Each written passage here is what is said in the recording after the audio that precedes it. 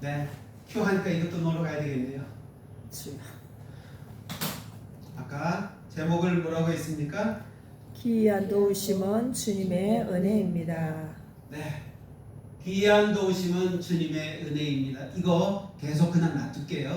여러분, 그 밑에 걸 한번 봅시다. 4절 5절.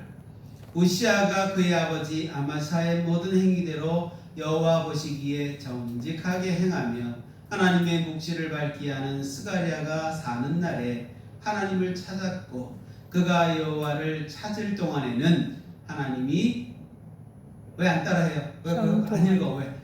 형통하게 하셨더라. 아멘. 아멘. 아멘. 형통의 복을 받는 여러분 되기를 예수님의 이름으로 축원합니다. 아멘. 뭘 할 때? 여호와를 찾을 때. 여호와를 찾는데 그 앞서서 얘기하는 스가랴라고 하는 그분을 먼저 만났죠. 맞죠? 네. 대답이 없네. 한 사람밖에 대답 안 하는 것 같아요. 하나님을 만난 사람을 먼저 만나야 합니다. 아멘. 내가 만난 하나님은 이런 하나님이야? 아니요. 짓불도 모르는 사람이 하는 이야기입니다. 그래서 성경은 이야기합니다. 그래서 온전히 이렇게 다 이야기를 해놨어요. 아브라함의 장단점, 잘 살아왔는지 못 살아왔는지, 다윗이 어떻게 살았는지, 솔로몬이 어떻게 살았는지, 각 열왕들이 19명, 20명의 그 열왕들이 어떻게 살았는지, 우시아 왕의 아버지 아마샤는 어떻게 살았다고 했습니까? 보세요. 아마샤는 어떻게 살았냐 했더니 여호와 보시기에 정직하게 살았는데 끝까지 못 살았어요.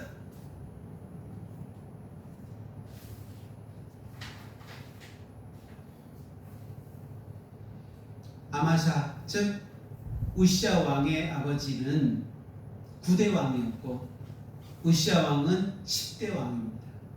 10대 왕은 20명의 왕 중에 거의 가운데 있는 왕입니다. 두 사람이 똑같아요. 어떻게 그렇게 똑같은지 판박이야. 처음에는 잘 살았어요. 하나님 보시기에 너무너무 잘 살았어. 그런데 시간이 지나면서 어떻게 해요? 못 살았어.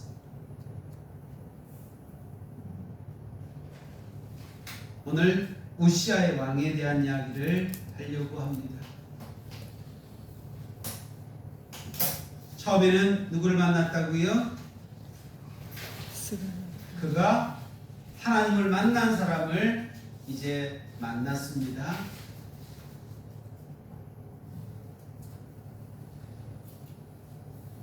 말씀의 모든 내용을 미리 여러분에게 요약해 드리자면, 우시아가 하나님을 찾을 때 하나님은 스가랴라고 하는 사람을 만나주게 하였고, 그를 통하여서 온전히 사는 날 동안, 스가랴가 사는 날 동안 그는 우시아가 몇 년이나 왕위에 있었죠? 16세 왕이 되어서 52년간 있었습니다. 참 오랫동안 왕으로 있었단 말이에요. 그렇다면 스가랴라고 하는 분은 나이가 있었겠죠. 분명히. 긴 세월 동안 나라를 다스린 우시아 왕, 국방, 경제, 농업, 그 중에서 뭘 제일 좋아했어요? 성경에서 뭐라고 했어요? 아까 읽으니까 그래요. 농업을 제일 좋아했대 있잖아요.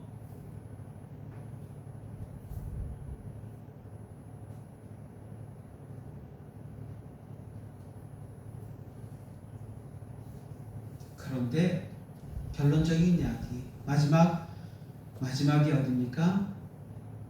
제가 결론을 먼저 이야기하려고 해요. 21절. 우시아 왕이 죽는 날까지 뭐가 있었어요? 나병으로 있었더라. 나병으로.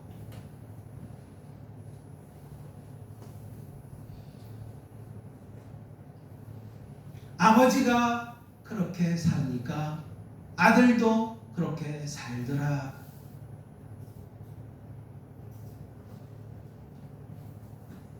저는 한 가정의 가장이지만 그러나 한 여자를 만나야 했고 가정을 이루어야 했고 그 가정을 이루기 위해서 어떤 사람을 또 만나게 했느냐? 은혜 받은 사람을 하나님은 줄줄이 만나게 했고 시험과 실패와 그리고 아픔을 겪어야 하는 시간들을 보내야 했습니다. 대조적인 이야기를 오늘 말씀에서 하고 있어요. 하나님의 귀한 도우심이 있었고 하나는 교만한 몰락이 있었습니다. 하나님을 찾을 때 그리고 스가랴의 도움과 하나님의 인도하심 귀한 그런 것으로 말로 표현할 수 없는 귀한 것을 그래서 그의 도우심을 따라 강성하게 만들어 주었습니다. 누구의 능력일까요? 우시아의 능력입니까? 아니에요. 아니에요. 이제 나누어서 말씀을 나누겠습니다. 1절부터 15절 사이에는 우시아의 형통과 귀한 도움에 대한 이야기가 있는데 하나님을 찾는 자에게는 세상이 감당할 수 없는 지혜와 능력이 임합니다. 하나님을 찾으면 우시아는 하나님의 묵시를 밝히 하는 스가랴가 사는 날 동안 하나님을 찾았다 했어요. 하나님은 그를 형통하게 하셨고 눈부신 국방과 영토를 확장하게 해서 블레셋과 아라비아 사람들을 쳐서 이기고 암몬 사람들에게 조공을 그전에는 어떻게 했냐면 그 이후로는 조공을 내야만 했는 나라가 이제는 이 나라가 지금 조공을 받고 있단 말이죠. 그래서 애굽 변방까지 명성을 떨치는 귀한 하나님의 도우심을 받게 됩니다. 그리고 부국강병의 성과가 예루살렘 성벽을 보수하고 망대를 세우고 광야에 망대를 세우고 물 웅덩이를 파서 농업과 축산업을 크게 장려를 합니다. 강력한 신무기를 개발을 합니다. 30만 7,500명의 정예 군대를 조직하고 방패와 창과 투구와 갑옷을 준비하여서 망대 위에서 화살과 큰 돌을 쏘는 기계 투석기를 고안해서 만들어냅니다. 지금 이때가 언제예요? 청동기 시대밖에 안 됐어요. 여러분 잘 아셔야 돼요. 지금의 뭐 어디 무기가 평하고 어떤 그런 시대가 아니라 돌 날려가지고 무셔서 사람을 죽이는 그런 시대예요. 기껏 해봐야 활과 창과 뭐 이런 거 가지고 싸울 때란 말이죠. 성경은 그가 귀한 도우심을 얻어 매우 강성했다고 기록을 합니다.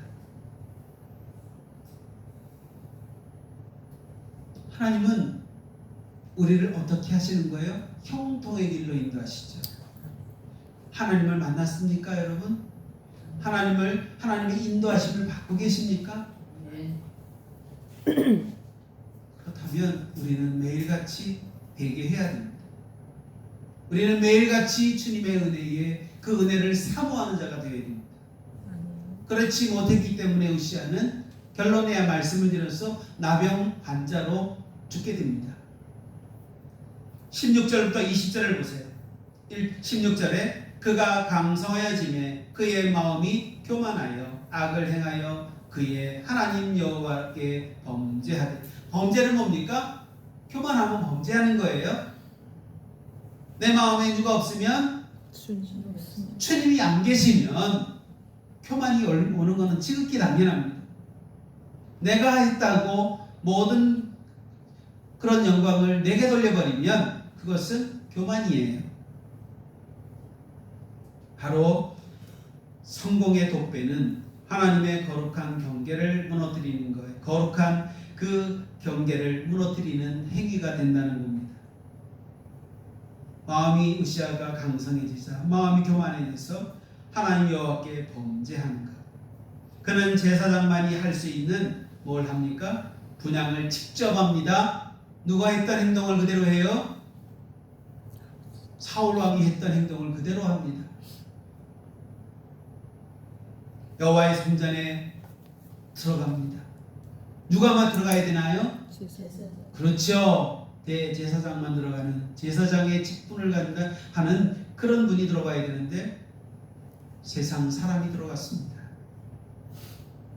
그리고 그곳에서 제사장들을 제지했습니다.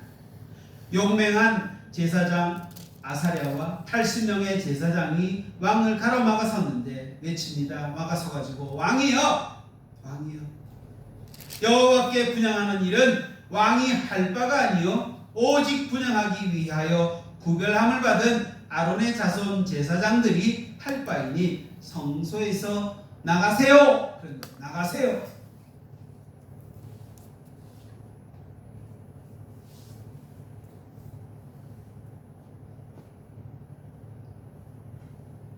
제사장들의 이 말 한마디가 어떻게 됩니까? 예언이 되죠. 즉각적인 심판이 이루어집니다. 우시아가 화를 냅니다. 그 말을 들은 우시아는 화를 내요.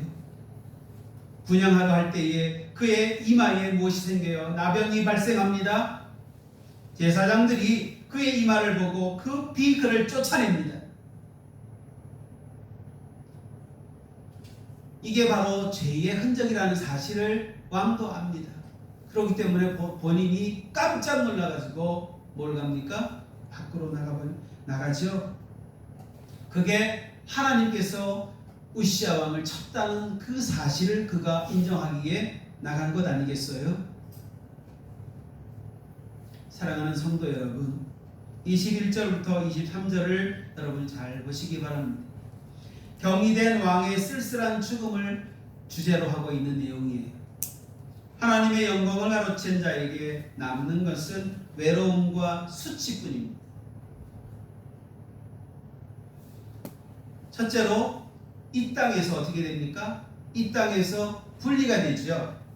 별궁에서의 격리가 됩니다. 죽는 날까지 나병 환자가 된 우시아, 여호와의 전에서 끊어져 별궁에서 혼자 지내게 됩니다.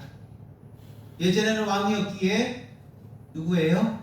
자기 주변에는 수많은 사람들이 있었죠. 예전에는 조공을 바치며 그렇게 와서 조아리던 사람들이 수많이 있었는데 이제는 누구조차도 안 와요. 제사장조차도 안 와요. 이제는 누구도 죽었습니까? 자기가 하나님을 찾을 때에 만났던 스가랴도 없습니다.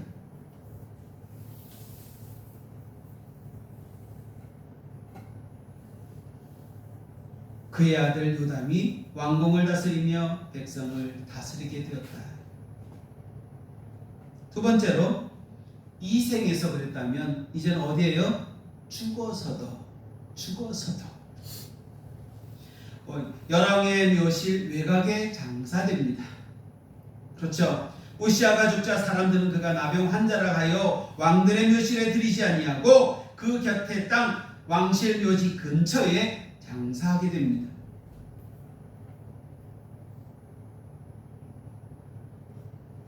이 기록은 이사야서에 기록되어 있습니다. 이사야 1장 1절부터 보면 이사야가 이제 사역을 할 때의 왕이 몇 명입니까? 이사야 1장을 볼까요? 1장에 보면 유다 왕 우시아와 요담과 아하스와 히스기야 시대에 아모스의 아들 이사야가 유다와 예루살렘에 관하여 본 계시라 했습니다. 그렇죠.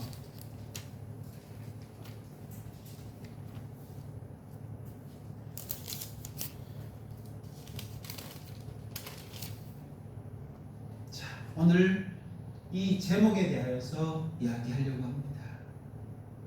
기이한 도우심은 주님의 은혜입니다. 우시아 왕을 보면서 여러분 어떤 것을 느껴야 됩니까? 성공의 끝에서 무릎을 꿇어야 합니다. 우리가 해야 될 몫이 가면 성공의 끝에서 무릎을 반드시 꿇으셔야 합니다. 우시아는 하나님이 도우셔서 강해졌지만 강해지자마자 하나님의 도우심을 그가 잊었다. 망각했다는 거겠죠. 여러분의 재능, 사업, 또 사역이 번창하고 있습니까? 혹 저는 아직까지 그렇게까지 번성한 적이 없어서 몰라요. 그때가 가장 겸손해야 할 때입니다. 모든 성과를 나의 능력이 아닌 하나님의 귀한 도심으로 돌려야 할 줄 믿습니다. 아멘. 두 번째로 하나님이 정하신 영적 경계를 지켜야 합니다. 나의 한계를 지켜야 한다는 거예요.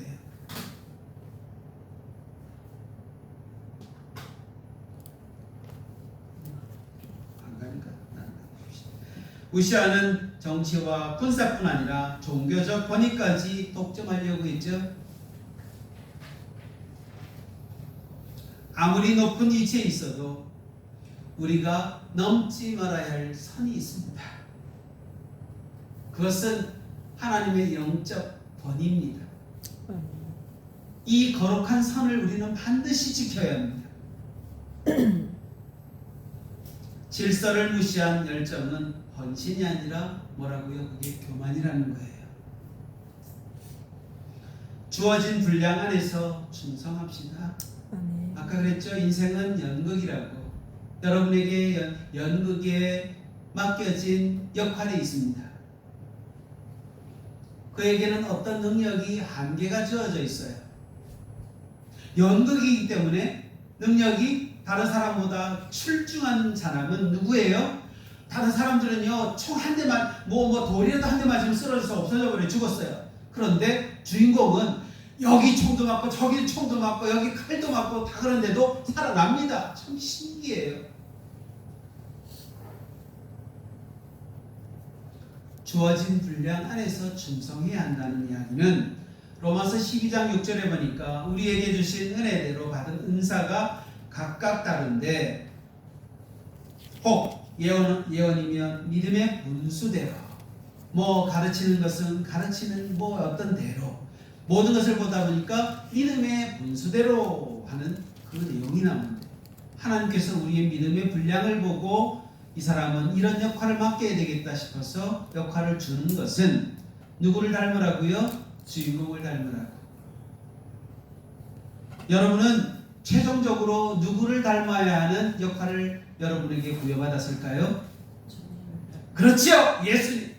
아멘. 예수님을 닮는 주인공을 여러분이 맡은 그런 주인공이어야 돼요. 버림받은 유다처럼 그런 것이 아니라 쓰다 남은 보리장처럼 버려지는 그런 막대기처럼 버리는 그런 사람이 아니라 오직 예수 하나님의 아들 그분을 닮은 우리가 이 땅에서 연극으로 사는 겁니다. 살다 보니 어떻게 돼요? 내 안에 남는 것은 누구예요? 살다 보니까 나는 그런 사람이 아니었는데 누가 돼 있어요? 예수님이 되어 있어요. 저 사람 말하는 투가 예수네. 행동하는 것이 예수네. 저 하는 사람의 저 모든 역할이 진짜 예수네. 이런 말을 들어야죠.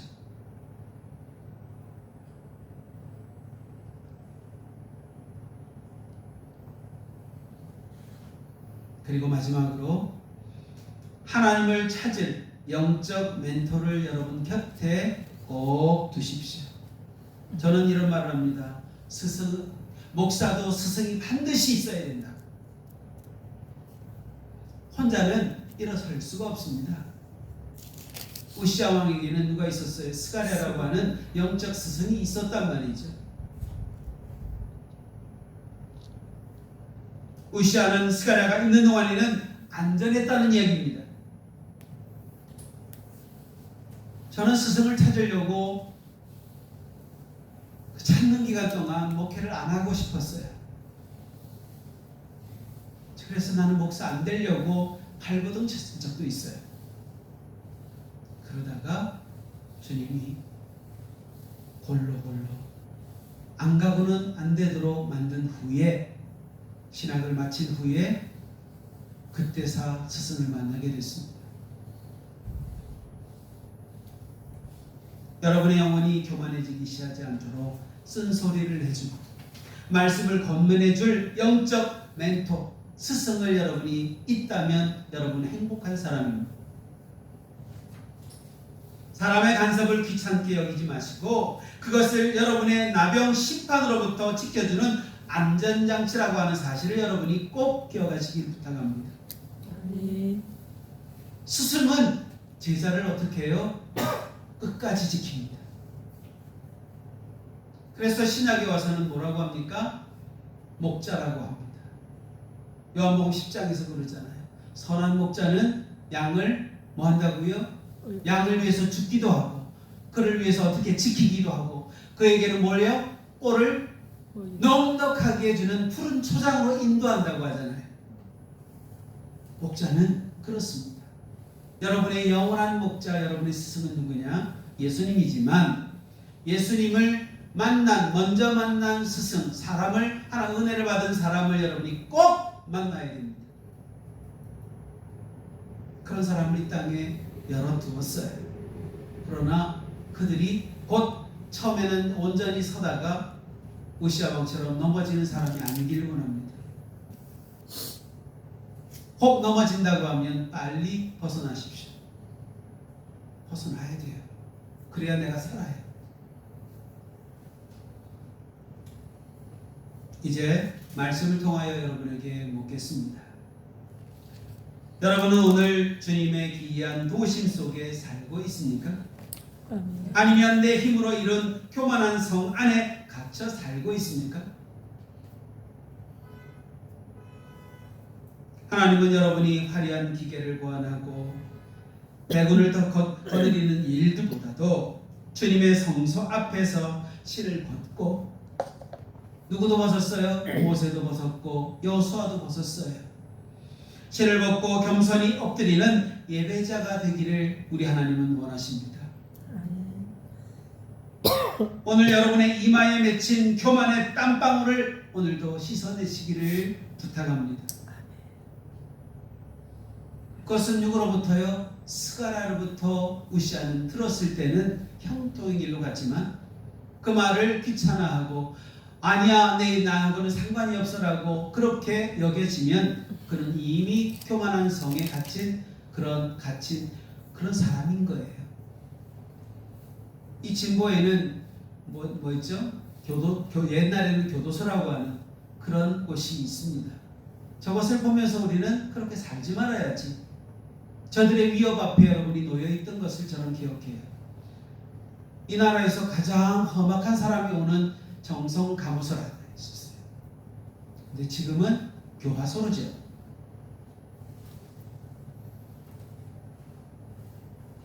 주님께서 여러분의 모든 삶의 영역에 복을 더하시고 끝까지 부끄러움이 없는 거룩한 통치자로 여러분을 세워주실 때까지 영적 지도를 받는 그런 준비를 여러분이 꼭 하셨으면 좋겠습니다. 아멘. 이런 삶 안에서 여러분이 축복을 누리며 기도하고 그렇게 하는 저나 여러분이 되었으면 좋겠습니다. 기도하겠습니다. 주님 감사합니다. 우리 하나님이 우리를 도우셔서 기이한 도우심으로 이 땅에 형통의 복을 받았던 초창기의 우시아가 혹 우리가 아닌지요. 이런 삶을 살다가 아버지여 나중에 우시아 왕은 교만하여 세상과 결별되어지고 분리가 되어지는 인생을 살 수밖에 없었던 살아서도 죽어서도 분리가 된 그 인생의 모습, 이것이 우리의 삶이 아니기를 원합니다. 주 안에 하나가 되고 스승된 예수 그리스도를 아버지여 변리하지 않게 하시고 이별하지 않게 하시고 그분 안에서 영원히 함께 기도하고 함께 살아가는 저희의 삶이 되도록 축복하옵소서. 아멘. 으시아는 스가랴가 인생이었기 때문에 죽을 수밖에 없는 그런 몸이었으나, 그러나 예수 그리스도는 하나님으로부터 하나님의 아들이시기에 그는 죽어도 죽은 것이 아니라 산 인생이요 살아있는 신의 역할을 감당해야 되는 그분이기에 영원히 죽지 않는 그분이고 지금도 살아서 우리를 인도하시는 분이기에 그분과 함께 하나된 저희의 삶이 형통의 길을 끝까지 하나님의 나라에 갈 때까지 이루어 주시옵소서. 이것을 믿고 나가는 저희 성도들 심령 속에 지금으로부터 영원까지 함께하기를 소망하고 예수님의 이름으로 기도 올리옵나이다. 아멘. 아멘. 아멘.